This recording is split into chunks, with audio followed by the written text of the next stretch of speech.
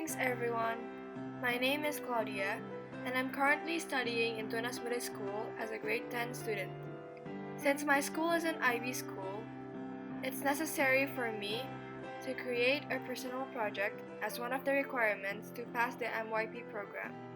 For that reason, I've decided that I will make a project on encouraging people to read Indonesian folktales using a video, specifically animation.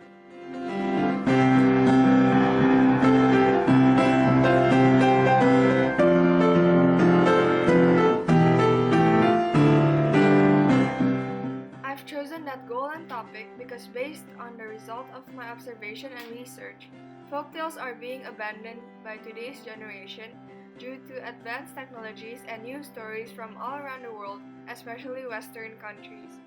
Indonesian folktales are also being abandoned and buried because parents rarely tell the stories to their children nowadays, since they're too busy with their work.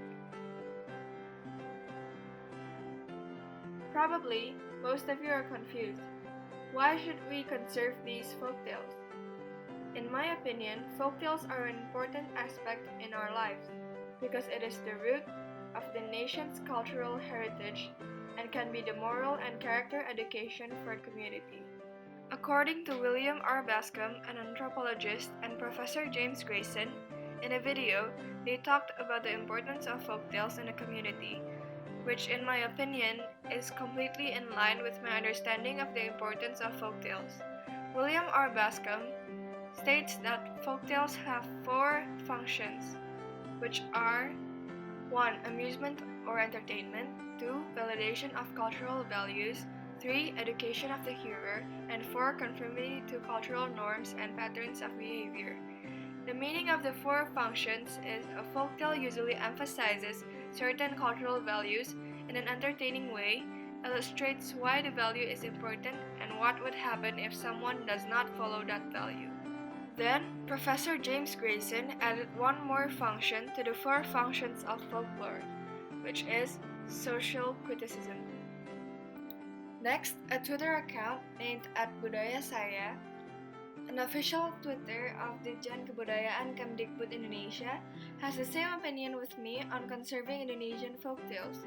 However, they do it by holding a competition with tens of millions of rupiah as their prizes, which requires the participants to rewrite a folktale based on their own interpretation. Last but not least, a website called Ana Akhira also has the same opinion with me in a webpage titled Ayo Lestarikan Cerita-Cerita Rakyat Indonesia. It is written that most Indonesian folktales have been replaced by stories from the West, and actually we shouldn't let Indonesian folktales get buried just like that, because it is our nation's cultural heritage that we should conserve. After distributing questionnaires both online and offline to Indonesian citizens aged 6 to 32 years old from various cities, turns out 30% said that Indonesian folktales are boring and not interesting, 5% do not know Indonesian folktales, 16% not sure that Indonesian folktales are important, 76% not anymore or never read Indonesian folktales, 62% prefer to watch rather than reading, 38% states Malin Kundang as their favorite Indonesian folktale, and 74% states that stop motion is interesting to watch. Based on the result of the questionnaire, I chose Malin Kundang as the basis for my stop motion video because a lot of people say that their favorite Indonesian folktale is Malin Kundang. Therefore, it is likely that many people will like it too. Also, I created an animation video that allows people to watch Indonesian folktale and attract their attention because they prefer watching rather than reading.